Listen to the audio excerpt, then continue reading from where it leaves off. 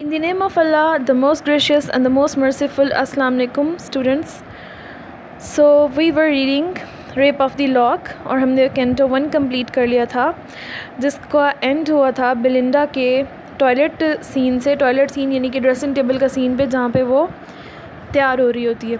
उसके बाद हमने कैंटो 2 स्टार्ट किया था, जिसका फिर से जो स्टार्ट हुआ था वो हुआ था बेलिंडा की ब्यूटी की प्रेजेस से, कि बेलिंडा को जो है वो बेलिंडा जो है वो रिवर थेम्स के ऊपर बोट में बैठ के जा रही है और आसपास के लोगों की जो नज़रों का मरकज़ है वही है। She is the centre of attention for all the people.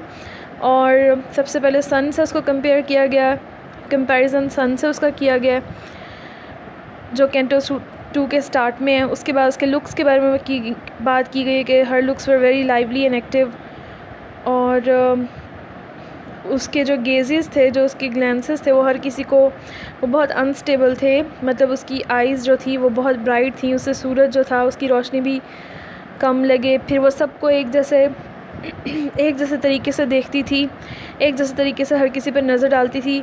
Then we have the description of her locks of hair, her 2 beautiful locks of hair. She has 2 beautiful locks of hair, और वो बिल्कुल भूल भुलैयों की तरह थी और बिल्कुल equally curled थी। और आगे हमें बताया था that a single lock of hair is enough to entangle a man. ठीक है, a single lock of hair is enough to trap a man. So let's see आगे क्या हुआ। लाइन नंबर 175 तक हमने किया था अभी।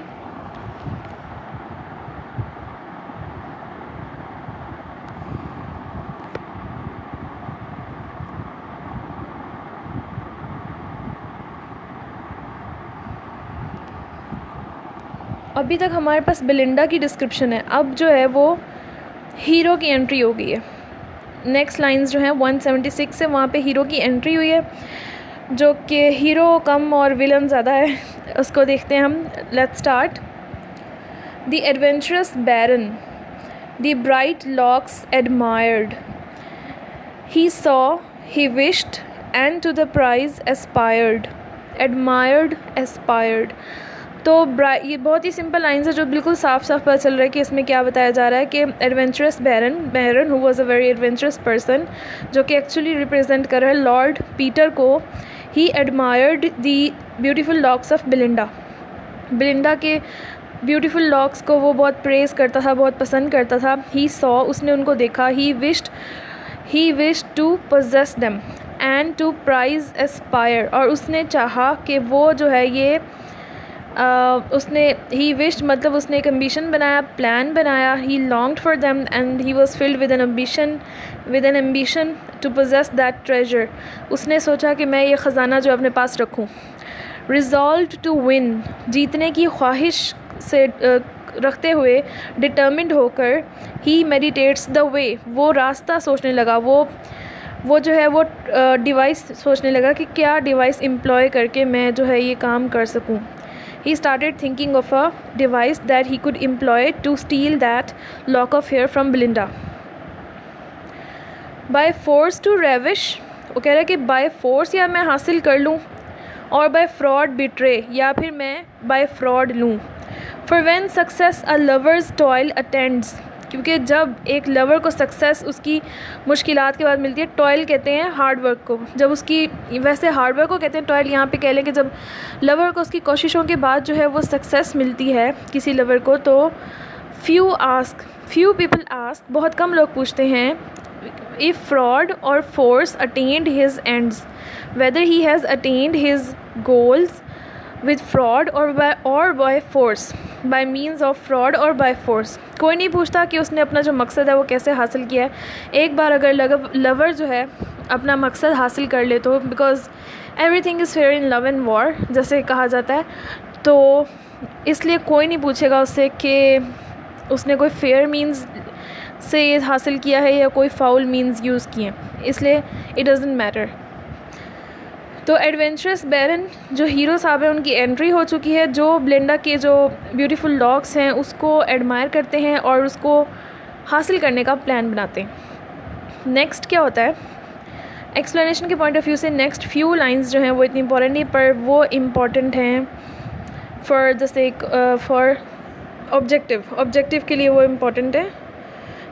नेक्स्ट देखते हैं, फॉर दिस इरफोबियस रोज़, इस मकसद के लिए फोबियस मीन्स यानी sun god, Phoebus rose he had implored propitious heaven, he had implored propitious heavens means कि उसने हेवन से फेवर मांगने के लिए उनको प्रे किया, गॉड्स को, डिटीज़ को प्रे की उसने, किसने, बैरन ने, क्योंकि वो उसने मंसूबा बनाया कि उसने जो है वो लॉक ऑफ हेयर जो है वो चुरानी है या लेनी है, हासिल करनी है, पोजेस करनी है। एंड एवरी पावर एडोर्ड, उसने एवरी पावर का मतलब है एवरी डिटी, एवरी गॉड, उसने हर किसी की पूजा की। बट चीफली मेनली उसने लव गॉड की पूजा की। To love an altar built, उसने लव गॉड के लिए एक अल्टर बिल्ड किया।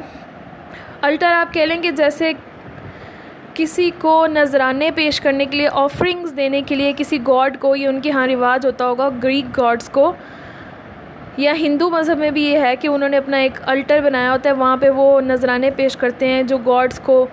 कभी वो तो सोने जेवरात वगैरह भी रख देते हैं, खाने पीने की चीज़ें रख देते हैं, जो चीज़ें पसंद हो ये वो अपनी तरफ से वो गॉड को नजराना देते हैं। तो उसने लव गॉड के लिए एक अल्टर बनाया। और आगे बहुत ही फ़नी है बात कि उसने अल्टर में क्या उसने नजराने दिए। ऑफ 12 वास्ट फ्रेंच रोमांसेस, उसने 12 जिल्दें फ्रेंच रोमांसेस की। रोमांसेस आप नॉवल ही समझ लें, मतलब रोमांसेस एक जॉनरा था पूरा, मतलब उस ज़माने में 17th सेंचुरी में के रोमांसेस, फ्रेंच रोमांसेस जो थे वो अभी भी पोप के ज़माने में जो थे वो काफ़ी पॉपुलर थे। तो उसने 12 जो वास्ट वॉल्यूम्स थे उसके रोमांसेस के, फ्रेंच रोमांसेस के, वो neatly guilt means neatly covered, अच्छी तरह से कवर हुए थे, वो उसने उनका नजराना पेश किया। देयर ले 3 गार्टर्स, 3 गार्टर्स थे। अच्छा, गार्टर्स कह लें फ़ीमेल्स की सॉक्स को बांधने के लिए कुछ होती हैं, वो उसको गार्टर कहते हैं। Half a pair of gloves, तो ग्लव्स जो होते हैं दस्ताने, उसका एक पेयर था, ठीक है। And all the trophies of his farmer loves, उसके सारे जो एक्स अफेयर्स थे ना, लव अफेयर्स थे, उनके जो भी ट्रॉफ़ीज़ होती है, ट्रॉफ़ी वो होती है जो भी आपने कोई चीज़ जीती होती है, जो भी चीज़ उसको मिली थी अपने लव अफेयर्स, पिछले लव अफेयर्स में जो भी चीज़ उसने जीती थी, जो वो पोजेस करता था चीज़ें लव अफेयर्स की वजह से, उसने वो सब जो है वो गॉड को ट्रिब्यूट के तौर पर पेश कर दिया, ताकि वो उनकी मदद करें और उसको फेवर करें, ताकि वो अपना ये मकसद हासिल कर सके। With tender billet doux he lights the pyre, billet doux हम पहले भी कई दफ़ा पढ़ा है, इसका मतलब है लव लेटर्स। और उसने जो है एक टेंडर से, एक जो है हल्के से लव लेटर से जो है, लव लेटर से उसने जो है वो अपना जो इसकी जो है ना इसकी आग जलाई, इसको जो वो ट्रिब्यूट पेश करा था, जो वो नजराना पेश करा था, उसको उसने आग किससे जलाई, अपने पैशनेट लव लेटर्स से। उसके लव लेटर्स थे, ये पैशनेट थे बहुत ज़्यादा, उससे जो उसने पास्ट में रिसीव किए थे उन लव लेटर्स से। एंड ब्रीथीज 3 एमोरस साइक्स टू रेज दी फायर, अब उसने आग को भड़काने के लिए ना 3 जो है ना, एमोरस मीन्स पैशनेट, आहें भरी, ताकि वो आग जो है वो और ज़्यादा भड़क सके, जिसमें उसने नजराने पेश किए। देन प्रोस्ट्रेट फॉल्स, और फिर वो सीधा लेट गया। सीधा लेट गया मतलब जैसे कि अपने आप को गॉड के सपुर्द कर देने वाली बात होती है, ऐसे, तो जैसे सजदे की हालत में होते हैं, ऐसे लेट गया। Falls and begs with ardent eyes, ardent means passionate, emotional कह लें, बहुत ज़्यादा इमोशन से भरा हुआ, अपनी इमोशन से भरी हुई आंखों से, पैशनेट आइज़ से जो है वो बैग करने लगा, भीख मांगने लगा गॉड के आगे, गिड़गिड़ाने लगा लव गॉड के आगे। Soon to obtain and long possess the prize, क्यों, ताकि सून टू ऑब्टेन, ताकि वो अपना मकसद जल्द से जल्द हासिल कर सके, and long possess the prize, ताकि और लंबे अरसे तक हासिल किए रखे। नेक्स्ट लाइन्स हैं, तो these lines are important from objective point of view. Objective के पॉइंट ऑफ व्यू से ये जो लाइन्स है इम्पॉर्टेंट है कि उसने जो है गॉड्स को क्या ट्रिब्यूट पेश किया था, कि क्या उसने वहाँ पे उनको क्या कहेंगे, एक सही वर्ड जो होगा उसके लिए, ट्रिब्यूट, नजराना दिया था, जो क्या नजराना दिया था। अच्छा नेक्स्ट है the powers gave air means कि उसकी सुन ली। हमने ये ईडियम पढ़ा हुआ है ना, all ears, to be all ears means के सब कुछ सुनना, गौर से सुनना। फॉर एग्ज़ाम्पल वो आपने पढ़ा ही होगा पहले भी, ये ईडियम है जिसमें कहते हैं for example keep on speaking, I am all ears, बात जारी रखो मैं सुन रहा हूँ। तो गेव एयर मतलब पावर्स कौन है यहाँ, डिटीज़ या गॉड्स। गॉड ने उसकी बात सुन ली and granted half his prayer, लेकिन उसकी आधी प्रेयर जो है वो कंप्लीट हुई, उसकी कबूल हुई, आधा प्रेयर उसका कबूल हुआ। The rest the winds dispersed in empty air, बाकी जो थी वो हवा में कहीं उड़ गई उसकी दुआ जो थी। ठीक है, इतना क्लियर है। अब यहाँ पर जो है 2-3 चीज़ों पे क्रिटिसिज्म भी है। आप यहाँ पे सटायर देखें पोप का। फर्स्ट ऑफ ऑल वो सटायर कर रहा है बैरन के एटीट्यूड पर। एक तो यहाँ पे लवर का एटीट्यूड शो किया हुआ है कि एक लवर का एटीट्यूड कि वो बड़ी दुआएं मांग रहा है कि मैंने अपनी जो चीज़ है उसको पोजेस करना है, अपनी पसंद की चीज़ को।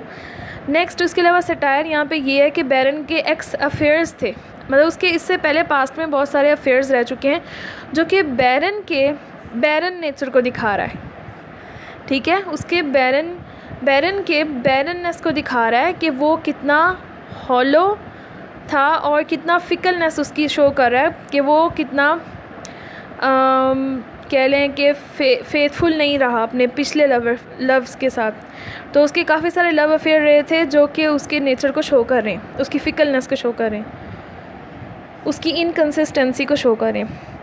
दूसरा सटायर यहाँ पे जो है वो है फ्रेंच रोमांसेस की, जो उसने बात की है कि उस ज़माने में 18th सेंचुरी के जो ऑडियंस थी वो फ्रेंच रोमांसेस पढ़ती थी, जो कि उनके टेस्ट पर उसका टॉन्ट है कि उनका कैसा टेस्ट था जो फ्रेंच रोमांसेस पढ़ते थे ऑडियंस जो थी 18th सेंचुरी की।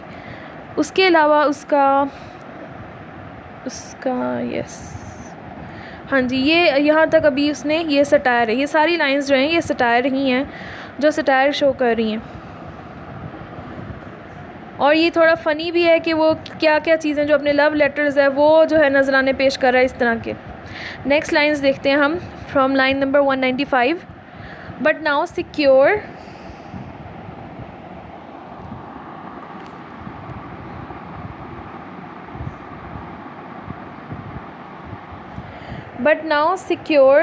The painted vessel glides. अच्छा, अब यहाँ पे सिक्योर जो painted vessel means painted boat sail smoothly over the water, जिसमें बिलिंडा बैठी हुई है रिवर थेम्स पे जा रही है, वो जो बोट थी वो बहुत ही स्मूथली जो है आराम से वाटर के ऊपर चल रही थी। The sun beams trembling on the floating tides, sun की बीम्स जो थी, सन की जो शुआएँ थी, ऐसा लग रहा था वो कांप रही हैं, शिवर कर रही हैं। They were shivering on the floating tides क्योंकि लहरें जो हैं वो आती जाती हैं, तो फिर ऐसा लगता है जैसे सूरज की रोशनी जब पड़ती है तो ऐसे दिखाई देती है जैसे कि वो कांप रही है, हिल रही है। While melting music steals upon the sky, जबकि जो म्यूज़िक था मेल्टिंग म्यूज़िक, यानी कि क्योंकि वो बोट में बैठे हुए हैं और फैशनेबल लोगों की कंपनी है तो वहाँ पे म्यूज़िक भी था, तो ऐसा लग रहा था कि वो आसमान के नेचर के साथ जो है मिल गया। And softened sounds along the waters die, ऐसा लग रहा था जैसे पानी के साथ जो है घुल मिल गए हैं जो साउंड्स हैं गाने बजाने के, जो म्यूज़िक का साउंड है वो पानी के साथ जो है वो घुल मिल गया, ऐसा लग रहा था। ठीक है, नेक्स्ट है smooth flow the waves the zephyrs gently play, तो वेव्स जो थी वो बहुत ही स्मूथली चल रही थी। जाइफ्रस आप कह लें वेस्ट विंड को, ब्रीज़ जो थी वेस्ट विंड की जो ब्रीज़ थी, ब्रीज़ ठंडी जेंटल एयर जो थी वो ऐसा लग रहा था कि जाइफ्रस बजा रहा है उस पर, प्ले कर रहा है उस पर। जाइफ्रस भी गॉड है, ग्रीक गॉड, पुराना कोई इनका डीटी है। नेक्स्ट लाइन देखें जो कि इम्पॉर्टेंट लाइन है, जो कि आप बिलिंडा का अगर करेक्टर करें तो आप उसमें कोट भी कर सकते हैं, क्योंकि अगर आप लाइंस कोट करते हैं करेक्टर्स में या क्वेश्चन आंसर्स में तो आपका क्वेश्चन जो है वो ज़्यादा जो है वो अच्छा इंप्रेशन डालता है। Belinda smiled and all the world was gay, अब यहाँ पे बिलिंडा की फिर से ब्यूटी की तरफ इशारा किया गया कि Belinda was smiling and the whole world looked happy. When she smiled it looks that the whole world smiled, जब वो स्माइल करती थी लगता है जैसे पूरी दुनिया जो स्माइल कर रही है। All were in a merry mood, इसका मतलब ये कि सब अच्छे मूड में थे जब वो हंसती थी। ओके, बट नेक्स्ट देखते हैं क्या हुआ। अब ब्लिंडा स्माइल और सारा दुनिया खुश थी। फिर क्या हुआ, बट ऑल बट द सिल्फ, लेकिन जो ये सिल्फ था, ये थी नहीं था, विद केयरफुल थाट्स ऑप्रेस्ड, इसके दिमाग में कुछ थॉट्स चल रही थी अजीब अजीब सी, वो उसकी वजह से परेशान था। द इम्पेंडिंग वो set heavy on his breast, उसके सीने पे एक भार था जो उसको महसूस हो रहा था। वो होता है तकलीफ़, जो टेरिबल वाक़या जो होने वाला था उसकी वजह से उसके सीने पे कोई भार उसको महसूस हो रहा था। He summons straight his denizens of air, उसने समन होता है बुलाना, उसने जल्दी से अपने एरी स्पिरिट्स को बुलाया। The lucid squadrons round the sails repair, अच्छा जैसे ही उसने उनको बुलाया तो जो bright winged groups of spirits थी वो जो थी वो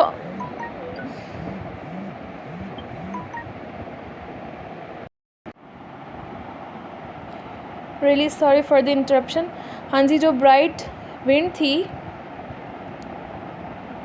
सॉरी ब्राइट विंग्ड जो थे, the bright wing groups of spirits came and hover around the sails of the boat, boat के गिर्द जो थे वो चक्कर लगाने लगे। Soft over the shrouds aerial whispers breathe that seemed but zephyrs to the train beneath, they spoke to each other in low whispers, अब वो आहिस्ता आहिस्ता एक दूसरे से एरियल स्पिरिट्स जो थी वो बातें करी थी, लेकिन जो थी ना, लेकिन उस बेलिंडा को और उसके जो फॉलोअर्स थे उनको ये जो स्पिरिट्स थी वो दिखाई नहीं दे रही थी। ऐसा लग रहा था कि जाइफरस ट्रेन का मतलब जो उसकी ट्रेन थी, ढेर सारी जो स्पिरिट्स थी उनकी वहाँ पे बात करें, बेलिंडा और उसके जो साथी थे उनको सिर्फ विंड का साउंड सुनाई देता था ब्रीज़ में, और उनको कोई स्पिरिट्स की सुनाई आवाज़ नहीं देती थी, जबकि वो आपस में विस्पर कर रही थी। नेक्स्ट लाइन है, some to the sun their insect wings unfold, कुछ ने सन की तरफ देखकर अपने जो विंग्स थे वो अनफोल्ड किए। Waft on the breeze or sink in the clouds of gold, कुछ उनके जो विंग्स थे वो ब्रीज़ में उड़ रहे थे और गोल्डन क्लाउड्स में गुम हो गए थे। गोल्डन क्लाउड्स क्यों हैं, क्योंकि वो रोशनी, सूरज की रोशनी की वजह से वो गोल्डन हो गए हैं, ठीक है। Transparent forms too fine for mortal sight, transparent forms थी ये जो कि मॉर्टल साइट्स के लिए बहुत इनविजिबल थी, ट्रांसपेरेंट थी, और जो मॉर्टल आई यानी कि जो इंसान था उसको देख नहीं सकता था। Their fluid bodies half dissolve in light, उनकी जो बॉडीज़ थी ऐसा लगता था कि हाफ जो है वो डिज़ोल्व हुई है लाइट के अंदर। आगे जो नेक्स्ट लाइन्स है वो इतनी इम्पॉर्टेंट नहीं है, लेकिन मैं उसका आपको एक ओवरव्यू दे देती हूँ नेक्स्ट वीडियो में।